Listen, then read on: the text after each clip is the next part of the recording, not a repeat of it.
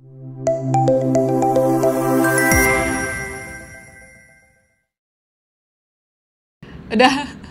kamu lagi ngerjain apa itu? Ini anak dua ini loh. Jadi kita dibuat bercandain tadi. Gimana kalau dibuat echo? Ada yang mau ikut gitu, ada yang mau ikut improve. Waduh. Kan lagi memixing suaranya ini seimbangan antara yang jauh yang di dan yang di sini. Jadi itu kalau sekarang tuh ada gimana sih kalau misalnya ada anak ingin bergabung, kadang-kadang kan nggak cuman kita yang udah gede ya, udah selesai kuliah, udah apa, ada anak SD juga mungkin pengen membuat buku.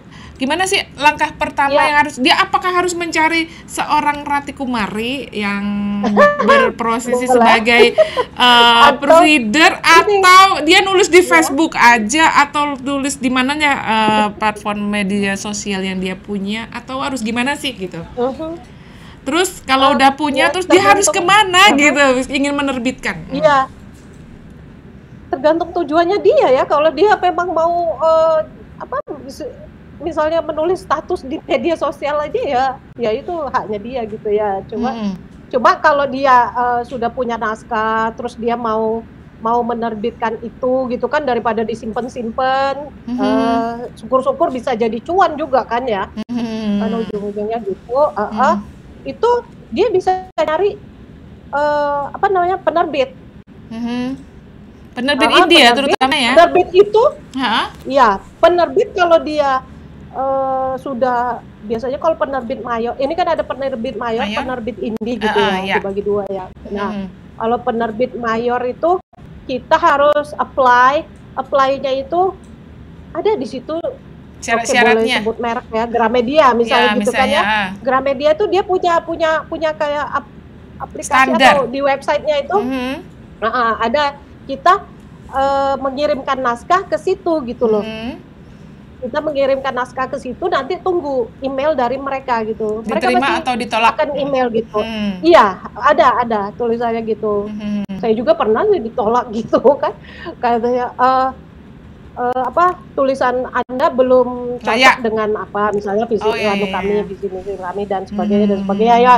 Itu balik lagi, jangan baperan gitu. Nah, kalau mau lagi ekspres, ya terbitkan sendiri secara indie gitu. Cuma ya harus modal ya. Modal juga kalau kita buka misalnya pre-order gitu atau prapesan gitu, ada teman-teman kita atau siapa yang ingin membeli, kan bisa juga itu jadi untuk bekal kita menutupi biaya produksi gitu. Itu aja. Ya sih. Sekarang sudah banyak. Terus untuk penulis pemula itu sebaiknya masuk komunitas menulis dulu juga bagus. Itu nyarinya di mana itu? Ada di Instagram atau di Facebook atau di mana? Oh, banyak sekarang. Tinggal klik di Google gitu ya? Komunitas menulis. Tergabung dalam komunitas ini ya, Elang Nuswantara itu kami. Terus ada lagi yang yang lainnya tuh seperti ini, Dandelion Publisher gitu. Bisa juga di situ. Terus ada lagi Wong Indonesia Nulis, Win itu. Saya banyak, kalau Win itu tentang buku-buku anak gitu banyak. Terus cerita-cerita Islami banyak juga di situ gitu. Itu bisa ada di Instagram, di Facebook. Pokoknya kita aktif aja cari. Tapi jangan ini, harus tetap teliti, harus tetap sesuai waspada. ejaan yang disempurnakan. Oke, iya itu. Tapi nggak gini loh, maksudnya ada orang yang ingin mengajak, tapi ternyata itu fiktif gitu loh. Teman saya ada yang begitu. Jadi dia sudah kasih naskahnya ke sana. Ternyata nggak diterbitin. Ternyata sudah bayar, katanya ini sudah mau ini proses produksi dan sebagainya gitu. Ternyata uangnya hilang. Terbit, ternyata sampai sekarang nggak ada. Udah bayar, udah ini. Oh ya sudahlah gitu. Lain kali kamu harus ini. Hati-hati ya. Jadi harus lihat review orang juga gimana terhadap itu gitu kan ya. Oke. Kalau saya the yang utamanya Elang Nuswantara itu. Oke. Itu lebih pada literasi budaya. Para pejuang isinya tuh pejuang literasi budaya dah. Dari Indonesia, dari barat sampai dari timur sampai barat gitu.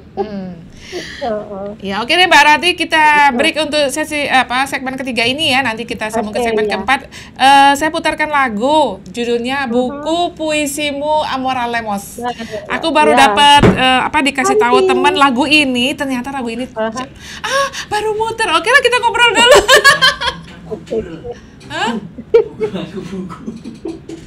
Apa judulnya? Buku. Oh, katanya yang ini dulu. Oke, kita setelkan dulu yang lucu. Judulnya Mangku Buku dari Farel Prayoga. Itu tuh sebetulnya lagunya Mangku Pura, yang nyanyi siapa aslinya? Yang Mangku Pura itu. Terus nggak tahu, pokoknya nih lagu udah tenar banget karena yang menyanyikan Farel, maka lagunya diganti diksi anak-anak. Oke, kita dengarkan dulu Mangku Buku dari Farel Prayoga. Stay tune.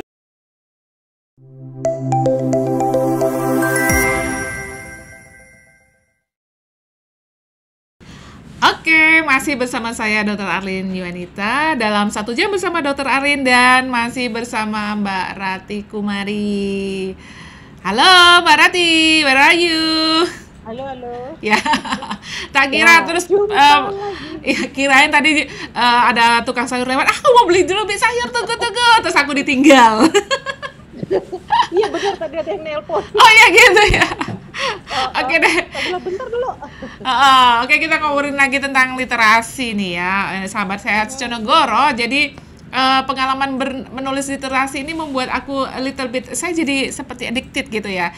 Coba karena sebetulnya seperti Mbak Rati bilang, aku punya banyak cerita-cerita yang terkait pekerjaan ya di bidang kesehatan ini sebagai dokter, dalam berinteraksi dengan pasien, keluarga pasien, dan rumah sakit, tempat yang perawatan, segala macam itu. Ada banyak cerita-cerita yang semua terekam sih di bawah sadar aku, terus aku tinggal merecall aja, tinggal menulis aja sebetulnya dengan gaya storyteller sebetulnya gitu ya. Ternyata aku ikut lagi. Ini diketagihan nih sama Mbak Rati ini, aku udah nulis berapa ya? 5 buku ya? 5 kayaknya ya. 4. Nanti yang on the way kan itu yang seri misteri belum ya? Seri misteri. Oh iya benar, 5 apa itu? 5. Misteri. Iya. Jadi sebetulnya apa sih yang dimaksud dengan antologi itu Mbak Rati? Antologi itu sebetulnya kumpulan ya, dalam hal ini kumpulan cerita gitu ya. Boleh cerpen, cerita pendek gitu. Ada juga yang kumpulan puisi gitu. Jadi pokoknya yang kumpul-kumpul ya. Ya, bentuknya fiksi boleh, non fiksi boleh gitu kan. Gitu. Terus antologi itu ada antologi solo, ada antologi bersama.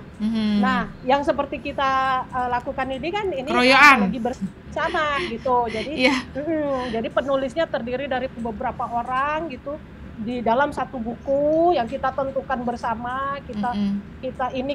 Pokoknya kita ikut terlibat di dalamnya dalam proses covernya, memilih cover gitu ya, menuliskan judulnya gitu ya, dan sebagainya itu. Nah, lalu ada lagi antologi solo. Antologi solo itu buku kayak sendiri ya. Misalnya kumpulan cerpen tapi satu orang gitu. Satu misalnya orang Rati ya. Kumari atau Dr.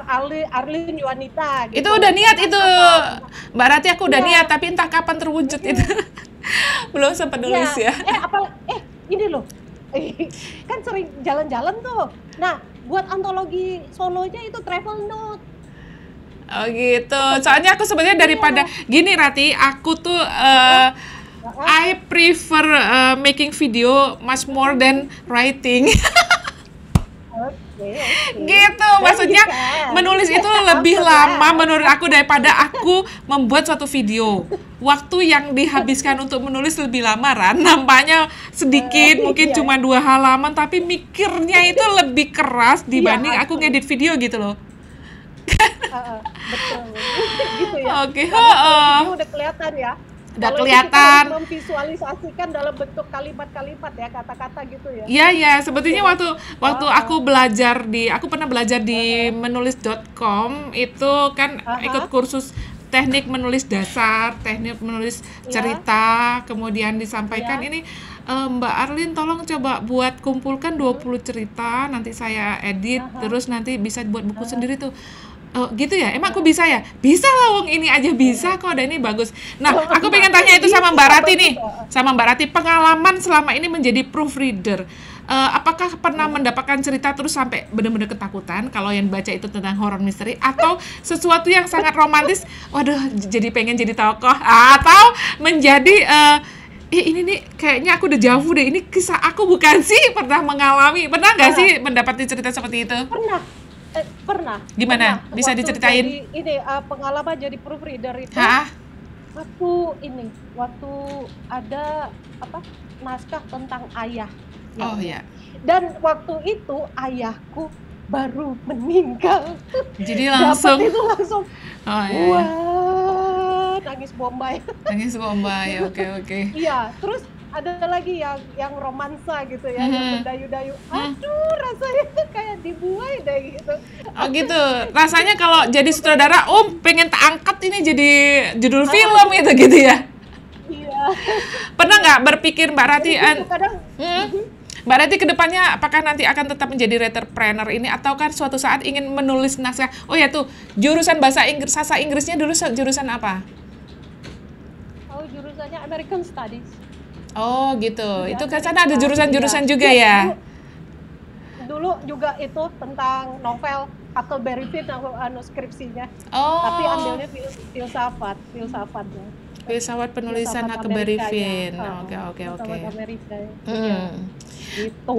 Terus kalau yang cerita-cerita, karena ini kita sedang membuat antologi cerita horror, mystery, and thriller ya. Itu sudah ada 25 penulis yang ngirim tulisan itu. Rasanya waktu membaca itu berani nggak kalau bacanya malam-malam? Apakah harus pagi, siang supaya nggak ketakutan? Itu seperti semalam. Semalam kan jam ada yang ngirim tulisan ya? Masih bangun. Terus muncul jreng, bismillah. Mbak, aku mau itu ya, mau kirim ya. Gebrak, aku bilang, tolong dilihat ya. Ya mau nggak mau ngelihat kan. Ternyata. Ya udah dilihat. Tapi pertama gini dulu, Purwada. Sudah ini belum, syaratnya kan 500 tuh maksimal, sudah belum, itu lagi. Daripada aku ngeliat duluan gitu kan. Lucu banget. Ternyata kesimpulannya apa, Mak Jegagi? Mak Jegagi. Asli seru. Nah itulah yang tulisan itu bisa mempengaruhi pembaca, itu asli keren banget gitu. Itu tuh sudah berapa kali nerbitin yang seri thriller ini? Apa ini yang pertama, apa sudah baru? Pertama, baru mau. Kok idenya jadi muncul ya? Aku waktu itu coba yang itu. Ini serinya tak baca yang Mbak Rati share itu, ini cerita membuat penasaran, membuat takut, membuat apa gini-gini. Kalau ini mah aku cerita banyak nih kayak gini. Coba nulis gitu. Iya. Tapi lucu kali ya, nanti kalau aku baca buku itu begitu dapat, aku nggak berani baca malam-malam, aku bacanya maunya pas ada matahari terbit. Kalau yang di In Head Court ini sebagian tuh Mak Jegagi. Iya. Aku ngirimnya misteri juga yang di situ. Yang In Head Court. Jadi belum sampai ke Longkrang Wonosobo. Oke deh, ini sudah di sesi terakhir nih Mbak Rati ya. Saya ingin mendapatkan closing statement tentang dunia literasi atau tentang pekerjaan yang digeluti Mbak Rati ini sebagai full timer dari writer-planner and proofreader. Barangkali di antara teman-teman nanti ingin mencoba sesuatu seperti mereka punya bakat, nggak tahu harus bagaimana. Kira-kira kalau mau meniru menjadi seperti Mbak Rati menjadi PJ itu penanggung jawab ya? Penanggung jawab pembuatan buku. Karena aku ingat Golagong bilang ini, Indonesia itu darurat buku. Saya selama ini dengarnya darurat narkoba, nggak pernah dengar darurat buku gitu aja. Itu suatu diksi yang baru itu. Darurat buku, maksudnya gimana? Satu buku ditunggu oleh 90 orang pemustaka. Jadi selama periode beliau ingin memperkecil space itu karena itu sangat jauh dibanding yang negara lain di Asia. Bahkan di Malaysia, di Singapura itu satu buku hanya ditunggu oleh berapa puluh orang, nggak sampai hampir 100 orang ya. Makanya dengan zaman Golagong sekarang beliau menjadi duta baca selama 3-4 tahun. Sebelumnya ada Najwa Shihab, ada siapa lagi tuh? Ada Andi F. Noya. Andi F. Noya juga menjadi duta buku, dan sekarang nih gebrakan yang dibuat oleh Golagong ini menurut saya patut diacuki jempol bahwa beliau mengundang banyak penulis indie, dan dalam 1 tahun kita bisa memperkecil space yang 1:90 itu niatnya menjadi 1 menjadi 60 ya. Oke, closing statementnya apa nih tentang dunia literasi dari Mbak Rati? Kasih tips ya. Sedikit aja ya. Aku mengutip dari guruku itu katanya menulislah agar lega katanya. Teruslah gitu. Konsisten dan mulailah dari sekarang. Nggak ada tapi nanti nggak ada banyak alasan. Oke? Ya kalau aku sih tetap ya sekarang tuh ya nanti tunggu sudah visit pasien, sudah nulis resep, sudah itu ya. Gini, tidak tak mengapa kita tuh dalam sehari nggak harus sampai 3 paragraf harus jadi ini, nggak apa-apa. Oh gitu, 1,5 paragraf dulu. Oh baru bisanya sekian. Nanti sambung. Asal kita konsisten gitu. Oh I see. Dalam 1 hari itu harus ada menulis gitu aja. Harus ada menulis, boleh pagi, boleh ini. Oke. Terus siapkan itu ya. Kalau sekarang sih ada note ya, kalau di HP kan ya. Ada note, tulis aja di situ. Kadang-kadang kita tuh ide itu kadang numpang lewat ya. Kapan datangnya dia tahu. Aduh, aku kemarin ada ide tapi lupa. Apa ya? Jadi nggak ingat, kadang nggak dicatat ya. Itu simpan di tempat yang itu. Kalau bisa sih email ya atau gimana gitu. Pokoknya di mana aja di HP bisa disimpan ya. Oke, Mbak Rati, untuk resolusi 2024 ini Anda ingin membuat berapa juta buku atau berapa ribu antologi atau gimana? Ini insya Allah awal Januari di bulan Januari lah ya, di awal tahun doain aja. Ini lagi ada garapan tentang buku TOEFL, jadi back to basic lagi. Garapan ini buku ilmu beneran ini ya. Bukan fiksi fikmin ya. Oke. Terus satu hal lagi, novel. Ingin buat novel yang belum jadi-jadi dari 2021. Sudah ada 8 chapter tapi belum. Kayaknya mau dirombak lagi. Nah itu, aku tuh bukan writer's block yang gimana ya, cuma kadang-kadang new idea gitu loh. Ini berubah lagi. Nah itu harus konsisten. Ya nggak apa-apa, dibagi segmen aja, segmen A, segmen B, segmen C, atau dibagi yang satu buku hanya 70 halaman nggak apa-apa. Nanti buku kedua 100 halaman gitu, nggak harus nunggu 200 halaman kan? Iya. Itu juga petikan novel itu udah tak sebar-sebar di ada beberapa gitu, sebentar jadiin cerpen gitu. Oke, Mbak Rati mau titip pesan buat teman-teman yang lagi nulis buku yang janji mau nulis belum ngirim-ngirim, mau ngomong apa? Ayo ingat janjinya. Deadline kapan deadline? Deadline, iya. Ini kan namanya kalau penulis nulis bareng itu kan dalam satu grup. Aku selalu bilang pantang keluar grup sebelum naskah jadi. Oh iya. Pantang keluar grup sebelum naskah jadi. Gitu. Oke. Ayo kirim. Aku tadi dengar apa tadi note-nya apa tadi yang gue bilang Mbak Rati pertama kali ngomong tuh? Menulis buku sampai menulislah agar lega. Kamu lega. Terus tadi yang awal-awal tadi ngomong apa tadi? Tetap konsisten. Menulis buku seperti apa ya? Wah, gitu ya.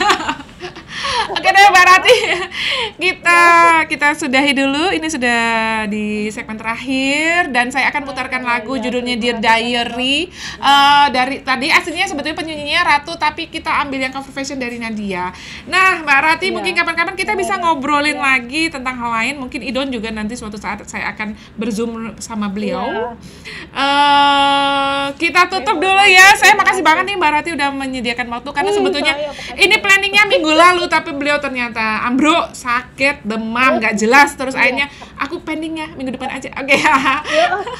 Asli Sakit beneran ya. Aku mau tutup lagi ya, tapi kan dibuka pantun. Iya, silakan pantun terakhir. Yes. Buah delima di dalam pepaya. Hah? Ulang. Buah delima di dalam pepaya. Cakep nggak ya? Permata dari Belgia. Waduh, Belgia lagi nih, Uli ini di Belgia nih gimana? Raja Nenggolan. Oke. Saya sudah acara kita. Cakep. Kata semoga berbahagia. Mohon maaf. Oke, terima kasih Mbak Rati Kumari. Oke, kita tutup ya. Saya makasih banget atas waktu yang diluangkan. Kemudian ada tips-tips yang tadi udah diberikan. Kemudian untuk teman-teman yang baru belajar menulis tadi, jangan malu, harus berani. Kalaupun nanti ada koreksi, itu akan memperbaiki cara kita menulis, dan itu akan menjadi lebih baik kalau kita latih, dan berlatih. Allah bisa karena biasa. Ya gitu ya. Allah bisa karena biasa. Ya betul. Yes. Karena bukan hanya bakat ya. Oh iya, jadi not only gifted dia punya bakat, yang nggak punya bakat asal diasah jadi seperti orang yang berbakat gitu ya kira-kira ya Mbak Rati ya. Betul. Oke. Ya. Makasih banget ya. Kita tutup, wabillahi taufik wal hidayah. Wassalamualaikum warahmatullahi wabarakatuh. Salam literasi. Waalaikumsalam. Salam literasi. Yes.